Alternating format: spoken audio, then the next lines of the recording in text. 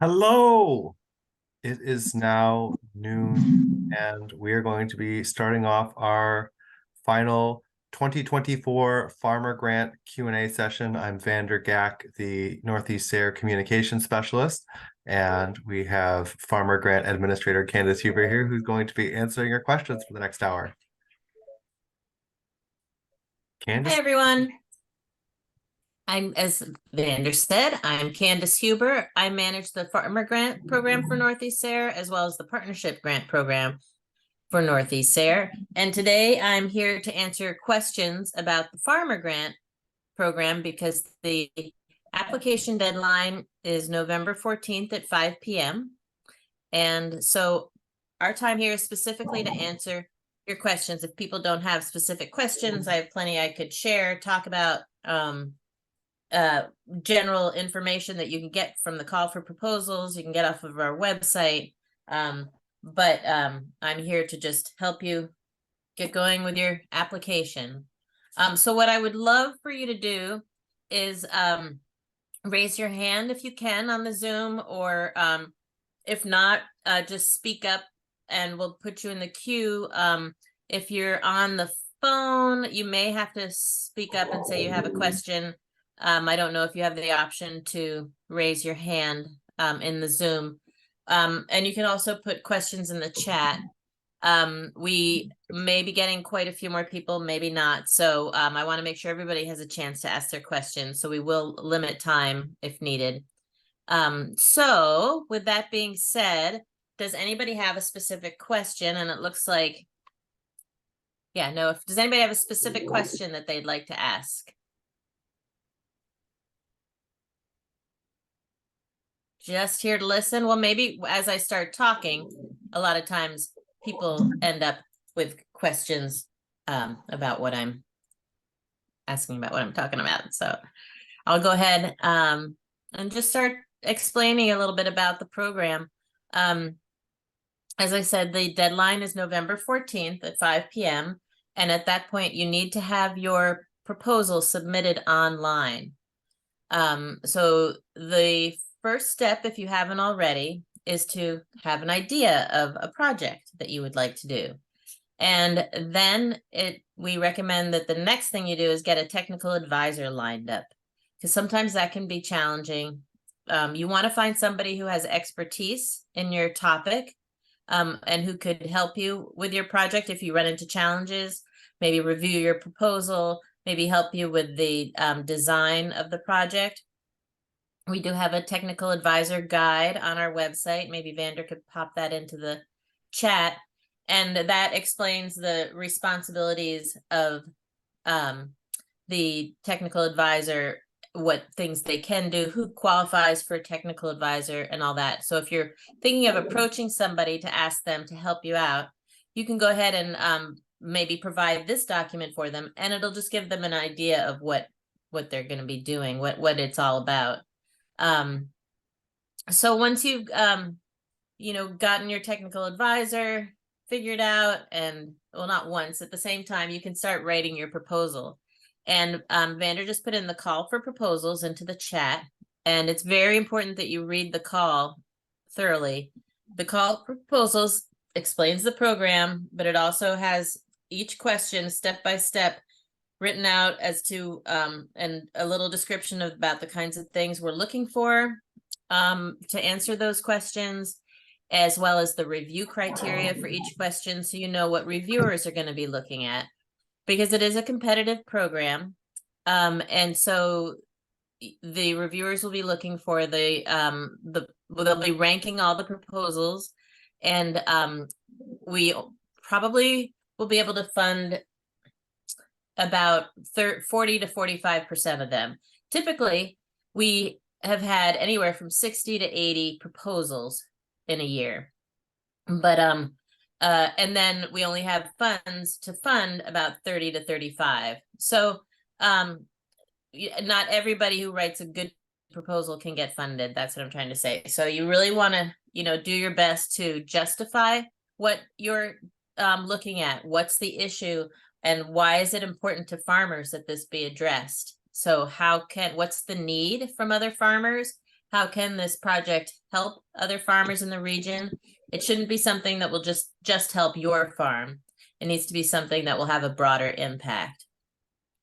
And the cap for these projects is $30,000. So you can ask for up to $30,000 for your project, but you're going to need to write out a budget. And USDA likes us to be sure that you have shown how you came up with those numbers, which will require you to include prices and units and then the total amounts and how many of them. So if it's hours, you estimate that you have you're going to be needing to put in 100 hours on this project, and you want to pay yourself $50 an hour. That's just out of a hat. Whatever you feel is the rate. I'm just saying $50, but it varies and so whatever you feel is fair, we want to make sure you get compensated fairly. But so anyway, so you have, say you're going to need 100 hours of your time to be able to do this project, and you're paying yourself $50 an hour. So you need to write it out. It's in hours, it's 100 hours, it's $50 an hour. So that's $5,000. So same thing with like supplies. If you're going to need even just, labs, maybe like field supplies like flags or stakes, you'll want to write out, maybe a bundle of 10 stakes is, I don't know, I have no idea, $25, and you need 10 of them. So you'll have to write bundle of 10 and then quantity 10, price $25, and then total would be $250. So that's the detail we're looking for in the budget. And it sounds picky, but it's actually really good. It's a really good exercise for you to help you to understand everything you're going to need to do for this project. And because you're going to need to describe your materials and methods, and you're going to, so we want you to think about all the little things you're going to need to be able to do this. We're going to want you to think about the labor involved, any expertise you might need. And so all these details are there to help you set up to be successful in your project. So you won't get in the middle of your project and be like, oh, I didn't think about this. And then, you have a big expense to deal with to be able to complete the project. So, so there's a lot of detail involved in all that. Let's see. Yeah, so I talked about how the main goal of the program is to help other farmers in the region. And let me get caught up on the chat here. See, maybe Vander, if you could pop the outcome statement into the chat. So as I mentioned, these are competitive proposals. And in order to be competitive, you want to convince the reviewers that your project will benefit sustainable agriculture, and specifically related to the Northeast SARE's outcome statement, which is agriculture in the Northeast will be diversified and profitable, providing healthful products to customers. Farmers and the people they work with will steward resources to ensure sustainability and resilience. And oh, I think I actually have an old version there. Northeast agricultural communities honor the holistic connection among land, water, air, and all living beings. Agriculture in the Northeast is accessible, sustainable, and just, addressing historic and current inequities, so all farmers and farm employees can steward resources to ensure sustainability, resilience, economic viability, and a high quality of life. We've spent a lot of time working on our outcome statement, and it's really, summarizes the goals of our work. So if you can relate your project to this outcome statement as much as possible, try to make it fit in there. The better job you do with that, the more favorably reviewed it will be. Let's see. So let me just check in, close that out. Does anybody have any questions at this point that I can answer, or I could just keep on talking?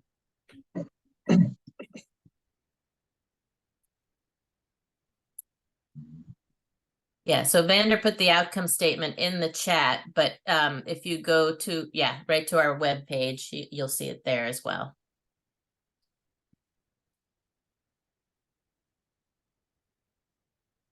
All right, I will keep on talking. I have a question. Yes. Just generally real quick to get a feel for the room. Where are people coming from today? If we could go around real quick, because we have a small enough group here. I want to see if there are any connections we need to be making directly in this room. So Lisa, I see you nodding, so that's volunteering as far as I'm concerned. That's fine. Okay, I'm Lisa Wheeler Duff, Oak Spring Farm, organic produce farm, mostly CSA here in Maryland. And I have recently become this year a certified mindset and business coach. And so that I reached out to Emily Zobel, who's one of the people that does the SARE grant. She's a UMD extension person. And so I reached out to her with my idea that involves coaching. And I'm thinking of asking her to be my technical advisor, although I wanted to have more information to give to her before I asked her. So that's where I'm at. Well, I think Candice, that's kind of a good technical advisor that I think we should probably follow up on immediately. But everyone else, be aware, we hit a lull. I'm about to ask you about your farm. Oh, sure. Well, yes. So I'm not sure if Emily's role, she's not a SARE She's a employee. state coordinator. She's the state I believe coordinator. she So- technically can help. Yeah. So she can help you with some guidance, but I don't believe she can be a technical advisor. Good to know. Okay. Yeah. That's But she great can help you. information. Yeah, she probably could help you, direct you to somebody maybe who could help, or avenues to take to find the right person. Okay. And the reason I thought of her is because she has done talks at the local conferences. I'm in Future Harvest, and she has talked at Future Harvest about farmers and like work-life balance and mental well-being. And that's exactly what my grant proposal is about. So I thought that she would be a good person, but I will ask her if she has a technical advisor, or I Yeah, can. so she should have a our- good network that she could Okay, could look into for you. Yeah. great. Anybody else want to volunteer where they're calling from and what you're interested in? Sure. My name is Amanda Balin. I am a farmer here in Pennsylvania, small rural community. And I do a lot of grant research for our farm. We do quite a bit of different things. And I was researching the grant and was kind of interested to learn more about it. Thank you. David, I see you came off of mute. Yeah, thank you. Hi, everybody. Hi. This is David Saleh from Massachusetts. I'm a beekeeper and a researcher as well.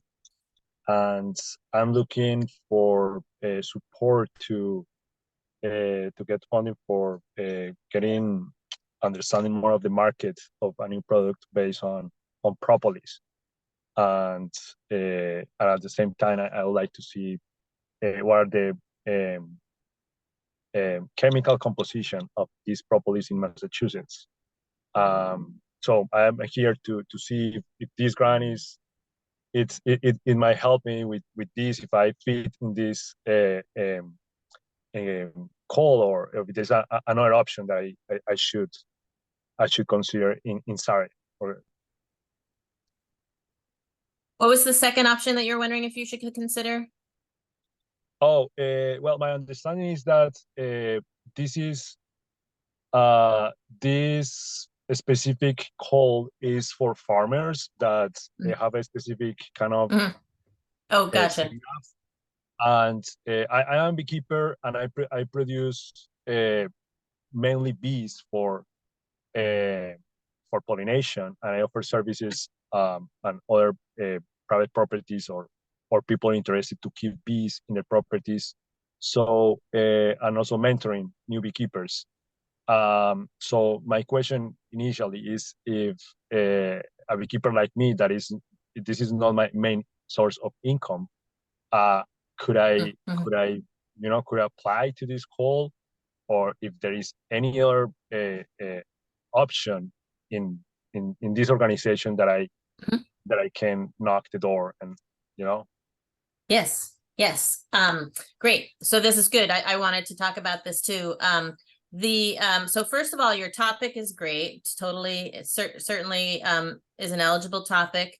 You would be looking at markets and for propolis, and that's all great. That would help farmers improve their, maybe their products or their management. There's a lot of benefits there. Now, the one thing I do want to talk about a little bit is eligibility, farmer eligibility. So to be eligible for a farmer grant, you must be a commercial farmer making $1,000 or more a year from your farm. So in this year previous to this deadline, you will need to have met that standard. Now, if we say $1,000 a year, or normally would have, because if you're an established farm, but say maybe the excessive rain last summer and the flooding, ruined your crop and you didn't meet that, then that's okay, because that's an atypical year for you. Or if you had a drought, and you just weren't able to produce as much as you normally do, that's okay too. We understand these things happen. So it's typical in a typical year. Now, if you're a new farmer, brand new farmer, you need to have established that you typically would make $1,000 per year. So if you're a new farmer and you say next year you plan on making at least $1,000 from your farm, and this needs to be from agricultural products produced on your farm, that doesn't count. You have to have a history of some sort, and what we're really looking for is this previous year to the grant. Got it.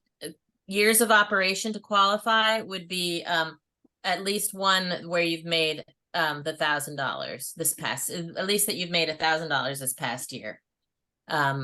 Then you would qualify. And it is $1,000 in generated value, and so you don't have to have necessarily made. And it is a you just affirm it on the call, correct? It's not, you don't have to provide any receipts or anything specific to that. Correct. We don't ask for any proof of any of that. We take your word for it. When you submit the application, you're confirming your eligibility. There's a question where you have to check off if you're a farmer or a farm employee. So if you're a farmer, you're fine. If you're a farm employee, you just need to get a document signed by the farmer owner that says that they support your project and will manage the finances would then go through the farm itself, not the farm employee. Got it. Yeah.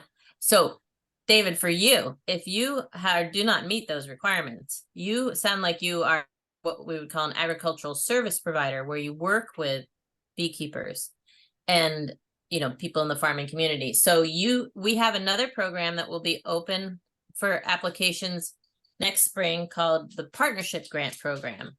And that's for agricultural service providers who work with farmers, or the partnership grant needs to be an agricultural service provider working with at least one farmer on a project. So David, if you wanted to set up a project there and work with some beekeepers that you maybe work with regularly, that would certainly be an option for you. Okay. And there's more information about that program on our website as well. And is that okay? In that case, if we apply in the spring, because the season is so short that if you're going to do an experiment with the bees in the field, you need to prepare everything now. Basically, you need to order bees, you need to get more bees, you need to prepare in advance so you can get enough bees starting in the spring. But if you start in the spring, everything is going to be so short to start the next year. Mhm. So Mhm. how that is going to or play in this in kind of overlapping the schedule with Yeah. between the product, or in this case the bee biology and the grant hmm calendar. Yeah, exactly. So the farmer grants are, they're due on November 14th, but the awards will not be made until March 1st. And the partnership grants will be due, I believe it's April 9th. And then they will be awarded on August 1st. So it may be something, that you would need to wait anyway. So you'd have to work around those timelines. And for farmer grants, I mean, I'm just thinking if you have a farmer who wants to work on this with you, who might want to apply for the grant, and you could be their technical advisor, it would have to be their project though. It wouldn't be your project. So that's not ideal. But the partnership grants wouldn't be awarded until August 1st. So that would probably, yeah. So you'd be looking at next year for doing it, unfortunately. Starting that for 2020, basically 5. Yes. Okay. Yes. So the award, yeah. The other question is, and I'm sorry that I'm taking all the time. I don't know, probably people have more questions. It's But, okay. One more and then I'll move on. Yeah, thank you. It's if you apply for, if you're looking for doing a market research, but at the same time, can you do experiments, or is just for one thing? If it's all part of the same project, you can only apply, you can only request one, you can only submit one proposal. So you have to decide what you want to do. But if the market assessment and the experiments are part of the same project, like if you're experimenting with the chemistry of the propolis at the same time as investigating the markets, that's absolutely fine. Okay. Because especially if you're going to be using them together, if it's one's going to inform the other, right, it makes a lot of sense. Yep. Yeah. Okay. Yep. Thank you. Christina, you had written, does this 2023 season count as a year prior to the grant deadline, or do you mean the 2022 season? And I just wanted to address that real quickly before we lose it. But yes, so since for the last year, so all of 2023 until now, plus even December, half of November from last year, that would be considered the year previous to the grant deadline. So yeah. I don't hope that answers your question, Christina.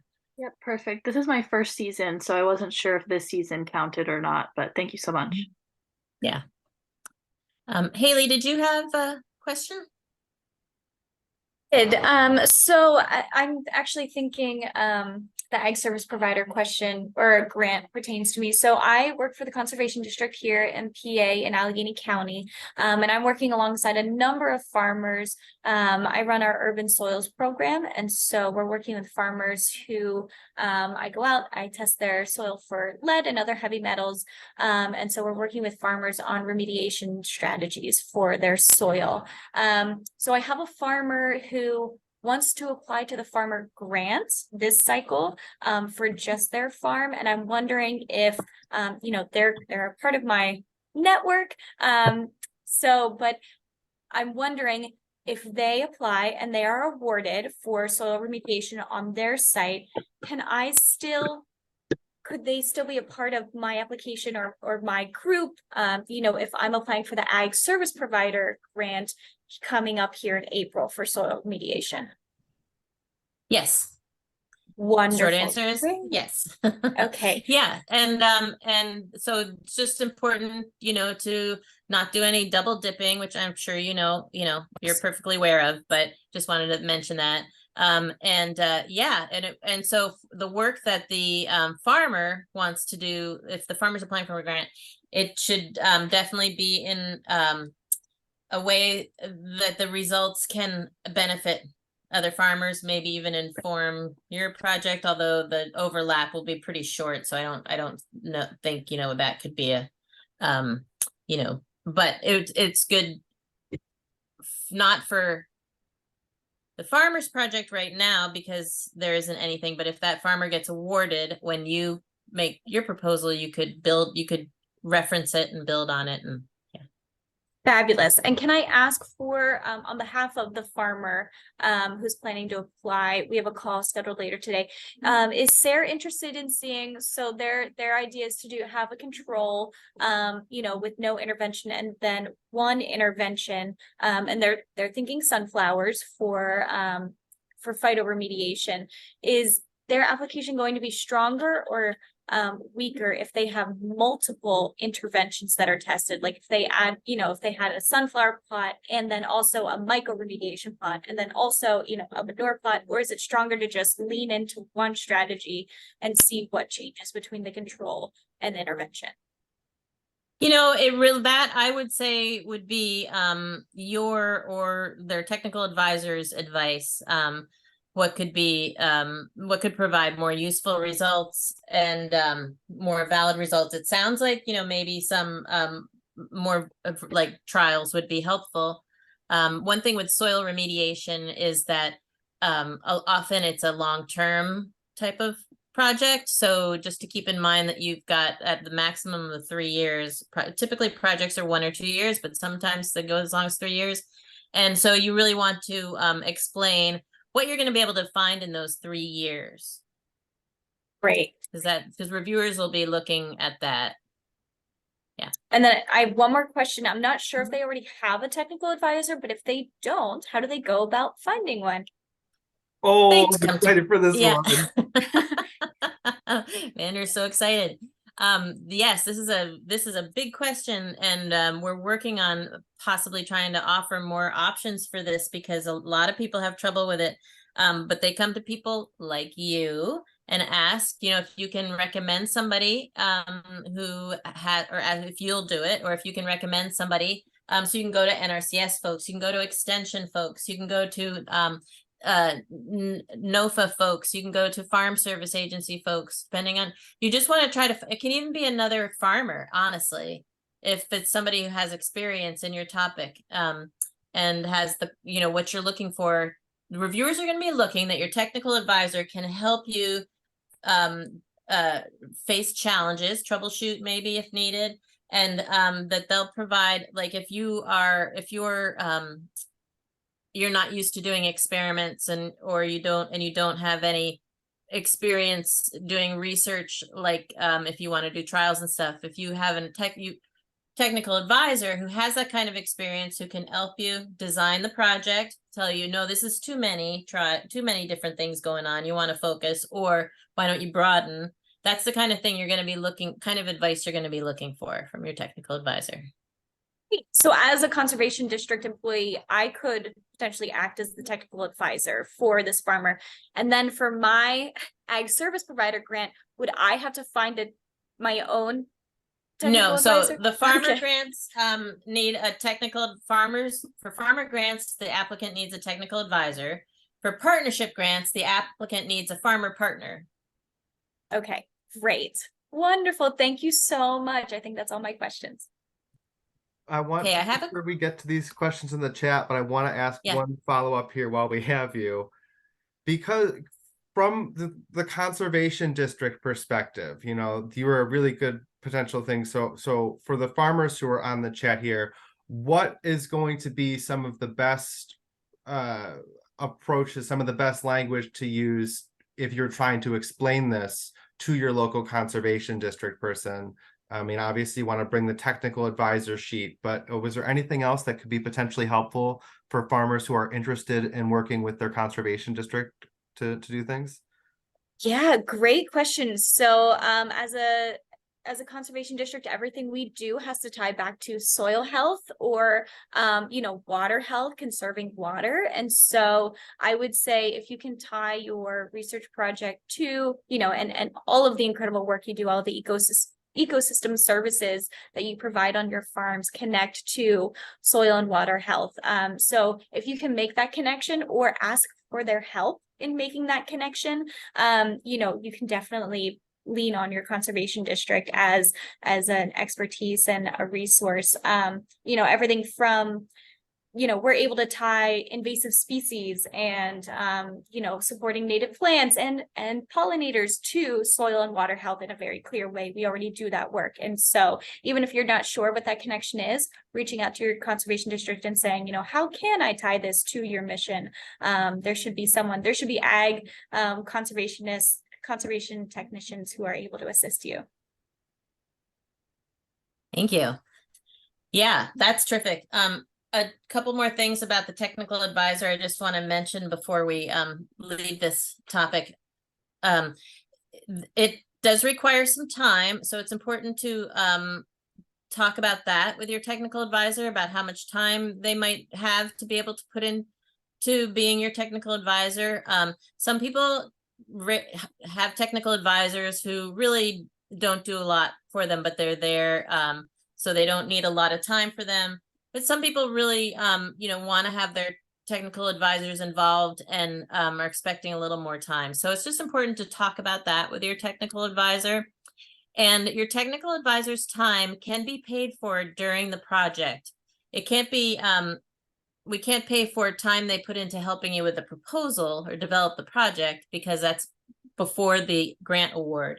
But if they're going to be providing, say, you know, they're going to be making site visits to make, you know, help you identify pests on your farm, or do some, they're going to do some specific statistical analysis or something like that. You can estimate, they can estimate their time, and that can be included in the budget if you need it. I think that's all I wanted to say right now about technical advisors, but we can come back to that if people have more questions. But I do want to look for, okay, so we answered Haley's questions, and then Amanda, you just mentioned that you in your farm, you've built a passive greenhouse, and so far it's extending your growing season. You want to build another one to feed more people. And yes, so season extension is important. Amanda, you said you're in Pennsylvania. So what we're looking for is innovation in the way that it doesn't have to be necessarily a new topic, but maybe it's a new audience. Like maybe there's not a lot of season extension in your area. So you want to, you don't want to just build another greenhouse to benefit your own farm, but you want to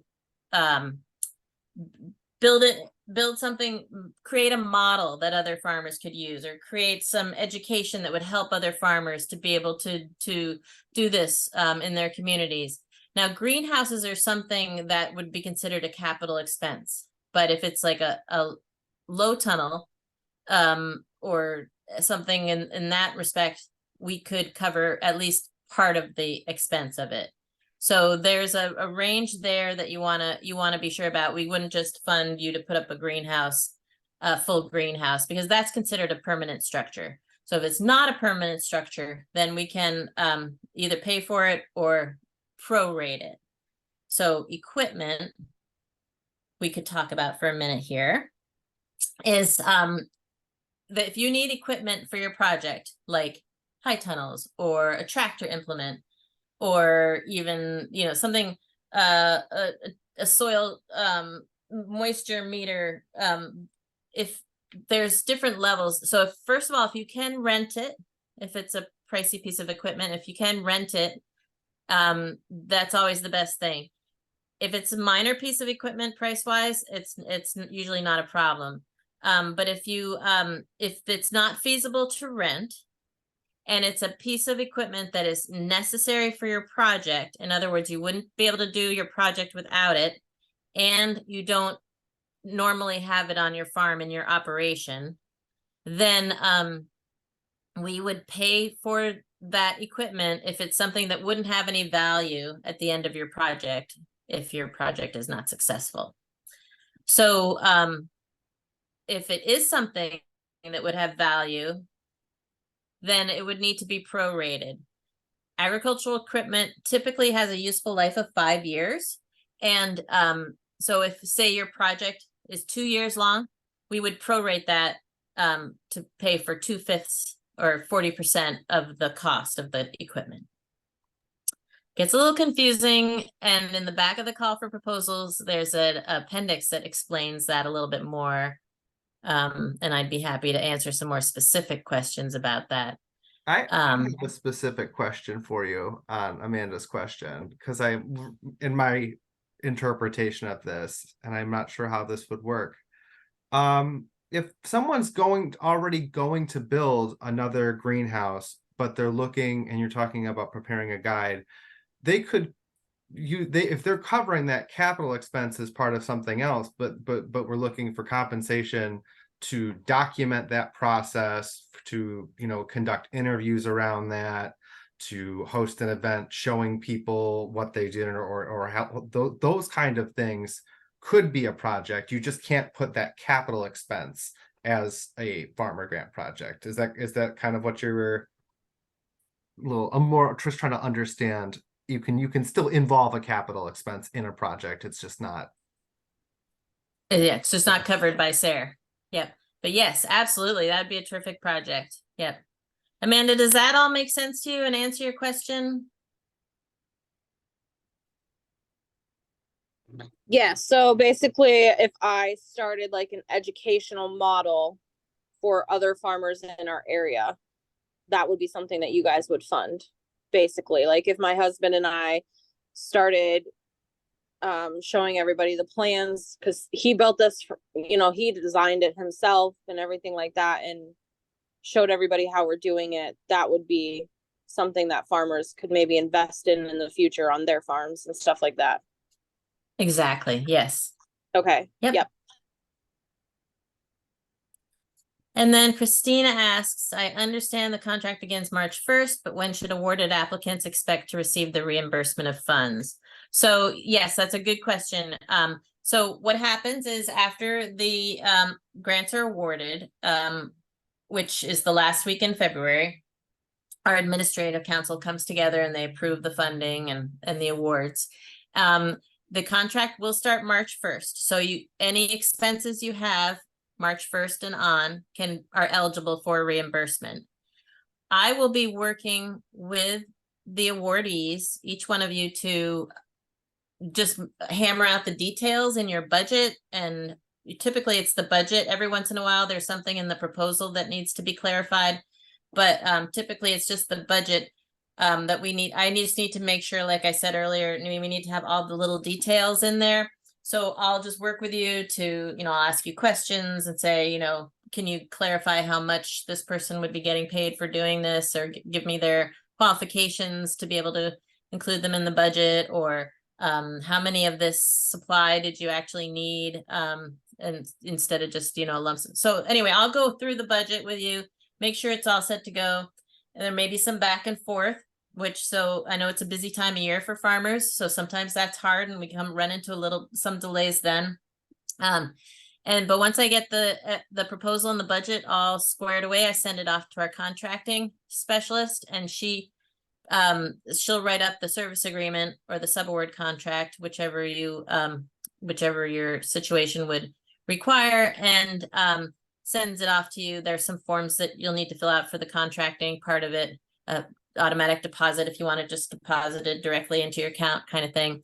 And then it has to go through all the rigmarole at UVM to set up the award and have the account set up and all that. And then but you can start submitting expenses once you've signed your contract. And so that would be in the form of an invoice, and we have an invoice template on our website that you could use to do that. And then it's a 30-day, net 30 days turnaround so when you send in the invoice, it should be 30 days until you get the payment. In the beginning, sometimes it may be a week or two longer if there's setup issues, but we really try to stick to that, as even 30 days can be a lot for people who are putting money up front. Sorry, let's see. Candice, so how long does that process usually take? Like the whole setting up is it like months, almost a year? Oh, sorry. No, no. And again, it depends on how available you are. And you know, I'm pretty busy. But and I do have some help, but so it's like if you can respond to me, you know, provide me the information I need quickly, we can get that going within a week or two. Okay, great. No, let me say within 2 weeks, because a Yeah. week is, I'm always like, oh my God, it's Friday already. Yeah. Thanks. And is that, you're all set with that question, Christina? That's. Yeah, It that's looks- good. Thank you so much. We kind of addressed Lisa's question on the percentage of fun on the technical advisors, and Carol has been waiting with her camera on for a minute here, so I want to make sure we could address that. So Carol, go ahead. Yeah, I just wondered if two applicants submit a similar application, is that kind of a not, is one going to get chosen over the other, or is it just all get put in the same pot, and if you get the most points, you get the grant? Correct. Each proposal stands on its own. Okay. Yep. If you are working in your area and you find out, you know, someone else is working on a similar project in your area, it is absolutely possible for farmer grants to involve multiple farmers collaborating together on a project, right, Candice? Yes, yep. One farmer needs to be the project manager and the one who will, you know, do the invoicing and have the payments made to them, and then they disperse, you know, to collaborators or whoever is getting paid off the grant. So one farmer needs to be the project manager, project leader. And then you can have other farmers as collaborators, and they can get paid off the grant and have specific roles. Yep. Well, But it's actually, go ahead. I was just going to say, reviewers really appreciate collaboration. Hmm. So. Well, the reason I asked that is because Lisa and I we're in different areas. I'm in New Hampshire and she's in Maryland, and we're both going to be doing similar projects. But they're two different areas reaching two different groups of people. And so I don't know, is a collaboration going to give you more points? Is that kind of the way it works?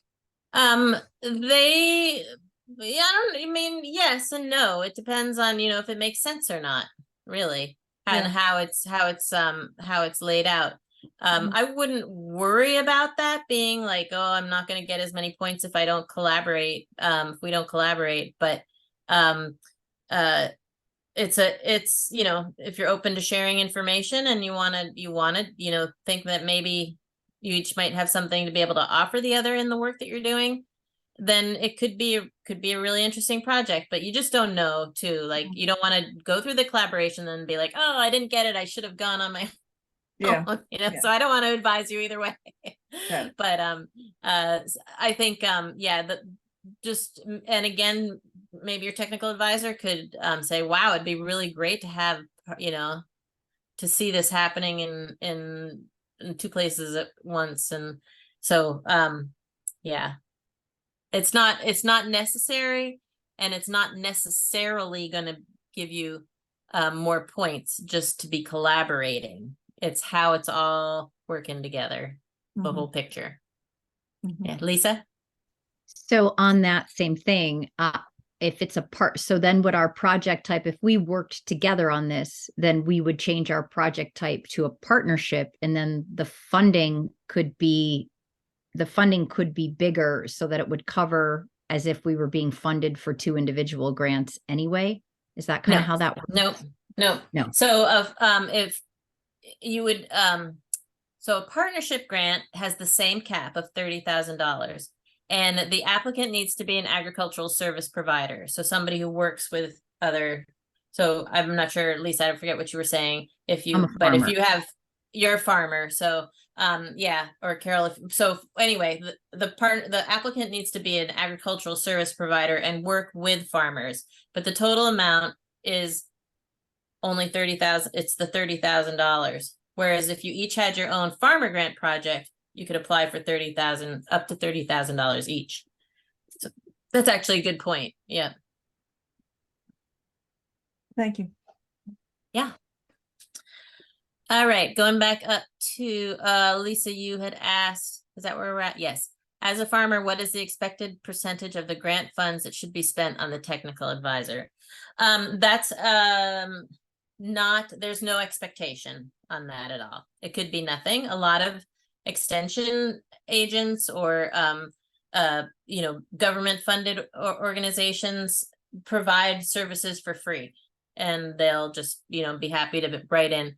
One thing I did forget to mention is technical advisors will need to provide a letter of commitment to show to describe what their expertise is and qualifications, and also what they're committed, how much they're committed to your project, and specifically what their role will be. But yeah, so there's no expectation. And so if reviewers see that you don't have any money providing, anything in your budget for technical advisors, that's not gonna do, and it's not gonna mean anything. Or if they see that you've got $25,000 out of $30,000 going to your technical advisor, they're gonna be like, well, this should be the technical advisor's project. So that would not go over well. Reviewers want to see people get paid for their work and paid fairly. So that's what they're looking for. But they do want to be sure that it is the farmer's project and not the technical advisor's project too. Let's see. Christina's got a hand up here. Ah, great. On that similar front, but more from the farmer's perspective, I know on other grants I've sat in on webinars, they talk about not making your project too top heavy in terms of paying yourself for your time or whoever's working on the project. Do you guys have a recommendation of a ballpark percentage of funds that you really shouldn't see it go above that level on your budget for paying labor, like 10%, or like at what point? Yeah, no. If sometimes there's a project that may be all basically labor, maybe it's all interviews and crunching data and collection, and there's not a lot of other stuff that you need. And there have been projects where it's like almost all of the funding request is labor, for the project leader or for staff or for consultants. Now, again, along the same line as the technical advisor, if you're going to be paying a consultant more than 50% of the project, reviewers will look to see like, well, is this really the consultant's project or your project? But if you have like maybe 10 consultants that you're going to need for your project, and that comes out to be, 3/4 of your request, that's fine. I mean, that's because that's what you need to get the work done. And to get the information you're looking for, as long as it supports the goals of your project. That's the really important thing. But yeah, there's no limit to the amount you can ask for your labor for you and your staff. And again, reviewers will look at the project, the content of the project and what you're going to be doing, and they're going to look to match it up with what your funding request is. And so just want it all to be reasonable. But if reviewers really do want to make sure farmers get paid fairly for their time, because farmers have historically underestimated their rate of pay and the amount of time it will take them to do things. So Okay, great. Lisa?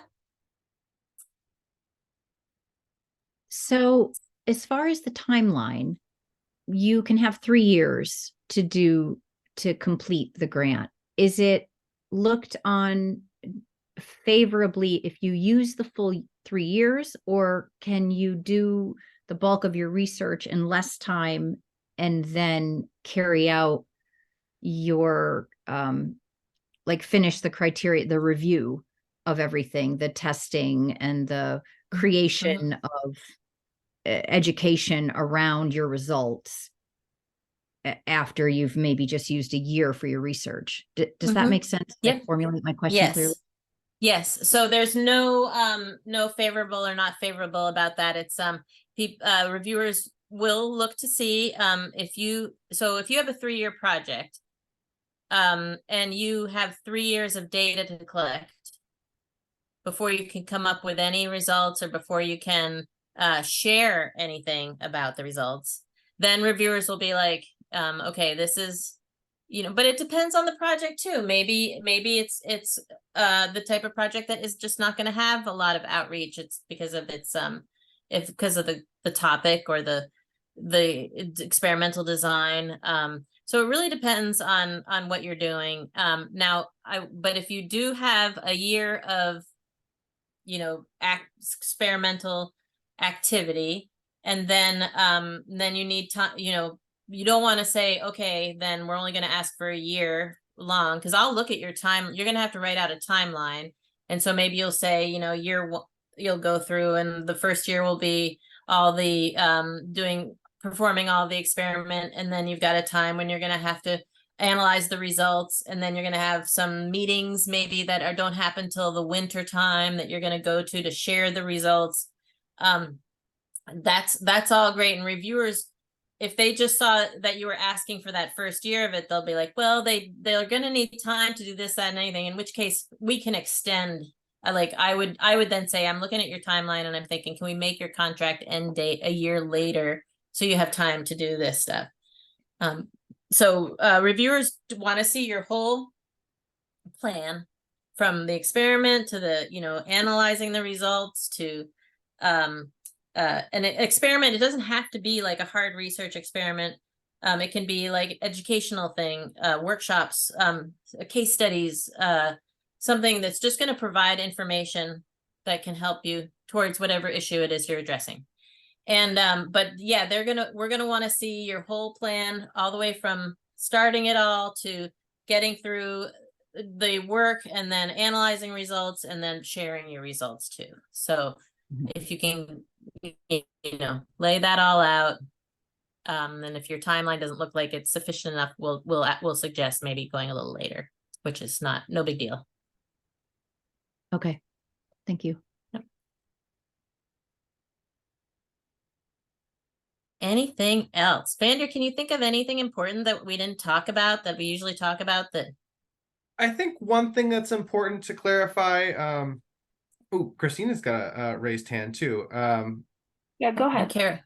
So yeah, one thing that it's possible for someone to be both an ag service provider and a farmer. You can be, for David's case, it sounds like you're doing a lot of ag service providing role, but it may be possible that you are also generating $1,000 of value from agriculture in the previous year. Although that would be my other thing, was could be like, I'm not clear if bee production, the physical, like, of new bees, how that qualifies. But it feels like it feels to me like it's probably that's actual agriculture and not agricultural service.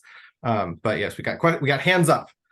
Yeah, well, I'll just answer that, Vander, really quickly. If it's if you're selling the bees or the propolis or the honey, and you're making $1,000 or more, so $1,000 or more of agricultural produced products produced on your farm. So which is different than like if you're getting paid for consulting with people on bee production. David, is your question in relation to what we're talking about, or should we go to Christina first? Yes, it is with relation what this is, because exactly that's what I was going to ask. And thank you for bringing that comment, because yeah, it's a mix of things, and selling bees for me is a product. For people maybe that they don't see it like that, see it like as a service for pollination. But in terms of honey and all these things, well, they add up. And I also do this mentoring on the side. So that was my question: is how? I mean, it's for a beekeeper. Beekeepers usually are doing many things at the same time in order to keep going with the activity. So but it seemed that it's a possibility because I'm doing both things Mhm. based on the comments, right? Yep. Okay, Yep. and one more question is about funding for lab tests. Is there any cap for testing? In this case, what I'm going to test is the propolis, looking for specific compounds. Is there a cap test for the number of samples? I mean, any restriction about that? Nope, it's whatever you need to be able to get the results that you're looking for. So you want to do enough that it's going to provide valid results, but you don't want to do you don't want to ask to cover your whole operation. Right. You know, if it's so the reviewers will be looking at the scale of the project to the scale of your request. Okay. That makes sense. Thank you. So no cap, no, whatever is needed to be able to run a successful project. Yeah. Okay. Christina, I think we have time for one last question. Thanks, Candice. I'm wondering about whether or not the grant application is tied to the specific land that you're on. I'm asking in terms of leasing land on a temporary lease, if I move locations within the 3-year process, if I'm still eligible to apply for the grant. I'm asking because something like NRCS, when you apply for a high tunnel, it has a lifespan of 5 years. So if you move within those 5 years, you can't receive the high tunnel. So I'm just asking if that type of rule applies for SARE grant as well. It's not an actual written rule, but it is important to know, like if you are leasing the land, it's important to there's a section in the proposal that talks about where you talk about your resources and capacity. And if you were to say, I'm going to be leasing the land for this to put up this high tunnel, that would be one question that would pop up for reviewers. Well, is she going to be there long enough are they going to be there long enough to use that equipment? And so you would want to explain how that might work. Like, would your project just die then if you had to move to another piece of land? Would you be able to continue the project and work towards your goals? That's the thing. So if that is an issue, you might want to address it in the proposal saying, if this happens, here's how I would continue with the project. Okay, that's helpful. Yeah, I think a lot of young farmers who don't own land are facing this issue around grant applications and what if you have to leave or relocate. So just worth understanding. An additional point is that while our grants can't be used to make capital purchases, part of your grant can include the cost of leasing land for the duration of your grant. Okay, very helpful. Thank you so much. Good point. Thanks, Vander. All right, we've got 2 minutes. Anybody have a final question?